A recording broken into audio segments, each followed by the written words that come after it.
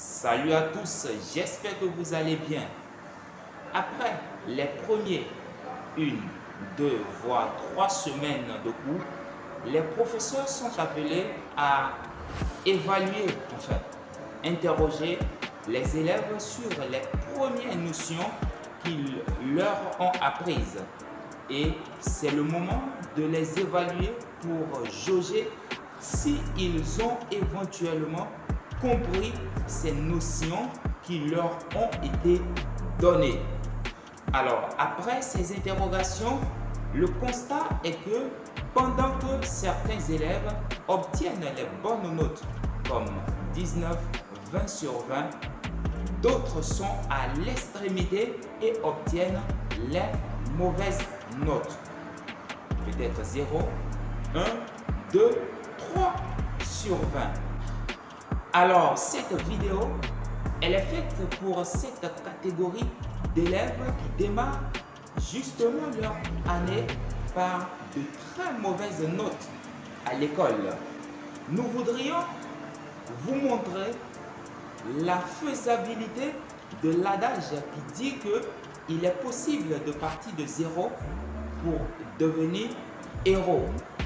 Donc, il est possible de partir de zéro pour avoir de très bonnes notes pour la suite de votre année scolaire. Alors, nous vous donnons des astuces qui vont vous amener à renverser la tendance et à devenir cet élève dont les parents rêvent, à devenir cet élève dont les professeurs rêvent. Alors, bienvenue sur votre chaîne LAN le motivateur. Et comme nous avons toujours l'habitude de le dire ici, nous parlons de la motivation dans tous les sens. Nous faisons également des découvertes à travers nos différentes vidéos vlogs. Et nous parlons justement de tout ce qui se passe autour de nous. Et si c'est pour la première fois que vous tombez sur l'une de nos vidéos, ici, faites-nous tout simplement plaisir de vous abonner à la chaîne et d'activer la petite cloche de notification afin de ne rien rater de nos actualités ici et surtout lorsque de nouvelles vidéos seront mises en ligne. Allez, c'est parti pour cette vidéo.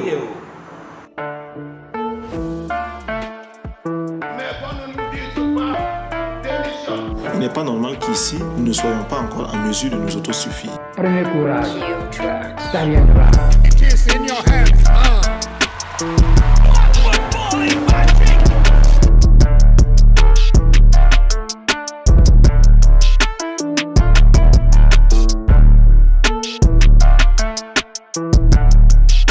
À nouveau, bienvenue à cette nouvelle vidéo sur votre chaîne LAN le motivateur. J'espère que vous êtes en pleine forme parce que c'est la pleine forme qui va vous permettre de toujours être au rendez-vous lorsque de nouvelles vidéos sont mises en ligne ici. Et c'est justement cette pleine forme qui va vous permettre d'observer tout ce que nous allons dire ici en tant qu'élève. C'est cette pleine forme qui va vous permettre également d'être au rendez-vous. Voilà, de tout ce qui vous attend du bout en bout, du début jusqu'à la fin de votre année scolaire. Et justement, parlant de l'année scolaire, elle est composée bien évidemment des moments forts et des moments de l'autre côté. Bien sûr, à travers également des interrogations et des évaluations que les professeurs font dans le but de jauger votre niveau, dans le but de voir si vous avez bien assimilé les notions qu'ils vous ont données.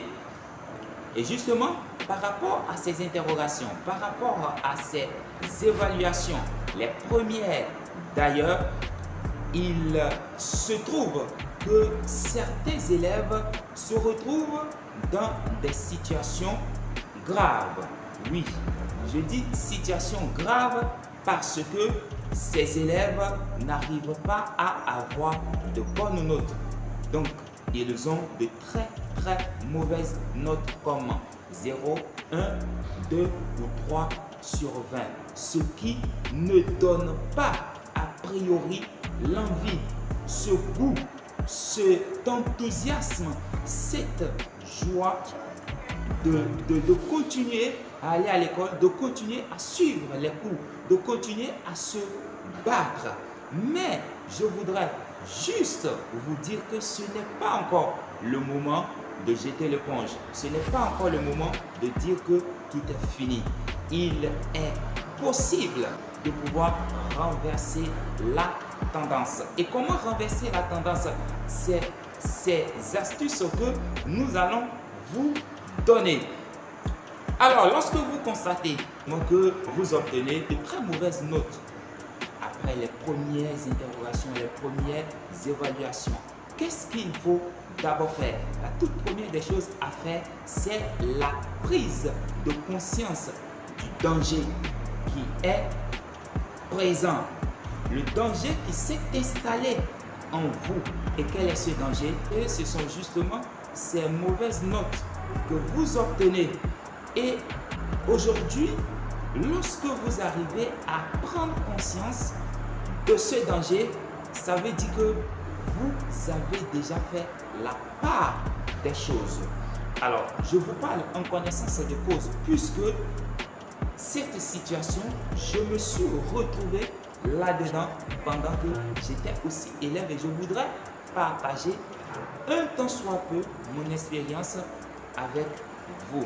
Alors, dans le temps, j'avais eu également de très mauvaises notes, mais tout de suite, j'ai pris conscience de ce qu'il y a un danger qui me guette. Et si je continue dans cette dynamique, dans cette lancée, eh bien, je suis en train de préparer mon échec à coup sûr. Ce que moi-même, personnellement, je ne voudrais pas, ce que mes parents ne vont pas vouloir, ce que mes professeurs également ne vont pas vouloir. Donc, la prise de conscience déjà que le danger est là. Et la deuxième étape, il va s'agir d'aller trouver des solutions pour pouvoir contrecarrer les plans de ce danger, puisque ce danger va vous conduire vers l'échec. Et vous, non. Donc, vous trouvez des solutions, vous trouvez des remèdes pour pouvoir ériger de barrières entre ce danger et vous, les mauvaises notes et vous. Et quelles sont ces solutions que vous devrez trouver? Les solutions à cette situation alarmante qui est en train de vous emballer puisque ça ne va pas vous honorer. Eh bien, c'est la maîtrise de votre cours dans sa globalité et d'arriver à restituer cela lorsque des interrogations vous seront demandées en rapport de ce que vous avez appris. Voilà. Comment ça se passe? D'abord, c'est d'être régulier à l'école. Vous êtes régulier à l'école. À chaque fois que les professeurs se présentent devant vous pour vous enseigner, pour vous donner de nouvelles notions, qu'est-ce qu'il faut faire? Il faudrait tout simplement vous installer confortablement en vous, que vous soyez présent non seulement de corps, mais aussi de l'esprit. Le déroulement du cours, vous devez participer au cours, à ce que le professeur dit, en posant des questions, en répondant aux éventuelles questions pièges de ces professeurs pour vous amener à comprendre le cours. Lorsque vous participez et que vous posez de bonnes questions ou même de mauvaises questions, chaque réponse de professeur va vous amener sur les rails, sur le sens de pouvoir comprendre votre cours. Et lorsque vous participez réellement au cours en classe, cela voudrait dire que vous avez déjà la possibilité de comprendre une grande partie du cours dispensé par le professeur. Donc, une fois que vous êtes régulier au cours, que vous participez au cours, la suite, c'est quoi? À chaque fois que vous arrivez à la maison, essayez de prendre tout simplement vos leçons, de les mémoriser. Certes, ce n'est pas toutes les leçons qu'il faut mémoriser. Mais il y en a qu'il faut forcément mémoriser. Lorsqu'on fait le cours et que vous comprenez, c'est déjà bon. Mais lorsque vous comprenez, il y a également des choses que vous devez forcément apprendre, donc mémoriser. Par exemple, en classe de 3e, en sciences physiques, lorsqu'on vous parle, on vous fait les cours sur les moments, par exemple. Voilà, comment calculer les moments d'une force. On vous donne les formules et également on vous donne des théorèmes. Justement, ces théorèmes, vous devez les maîtriser au bout de vos doigts. Lorsqu'on dit énonce-moi le théorème des moments. Un solide mobile autour d'un axe fixe et auquel s'appliquent plusieurs forces est en équilibre lorsque la somme des moments de toutes les forces qui tendent à faire tourner ce solide dans un sens est égale à la somme des moments de toutes les forces qui tendent à faire tourner ce même solide dans le sens contraire. Si moi, je ne l'avais pas appris, je n'avais pas appris cette notion, je ne peux pas être en train de la restituer de cette manière. Donc vous comprenez que lorsqu'on comprend les cours, il y a également des cours qu'il faut mémoriser pour être au top niveau. Voilà, donc apprenez au jour le jour. Vos cours, si vous pouvez les mémoriser, mémorisez-les du moins.